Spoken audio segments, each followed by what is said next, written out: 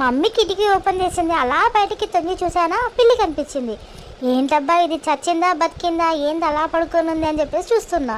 ఎంతసేపు చూసినా నాకు ఎండ తగులుతుంది, ఆ ఎండకి నేను మాడిపోతున్నాను. అది మాత్రం ఇంచు కూడా కదలట్లేదు. నేనైతే అనుకున్నాను ఇది చచ్చిందిరా బాబు అని చెప్పేసి అనుకున్నాను. ఎంతసేపు అరిచినా కూడా అసలు అది కదలం కూడా కదలట్లేదు. నీ అమ్మ ఇది చచ్చిపోయిందిరా అనుకున్నాను. దాని తర్వాత మా మమ్మీ పక్క నుంచి అయ్యో ఏం చేస్తున్నావే అని చెప్పి చూసింది. చూసి మా మమ్మీ పిల్లిని చూసి మియావ్ నరిచింది. మియావ్ నరవగానే అది లేచి అట్లా నన్ను చూసి నువ్వు చూస్తే చూసుకో నేనెందుకు భయపడాలి అని చెప్పేసి హాయిగా పడుకుంది. నేనంటే అసలు బొద్దిగా భయం లేదు దానికి.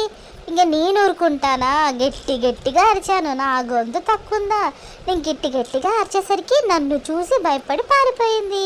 అలా ఉంటుంది మరి నాతోటి.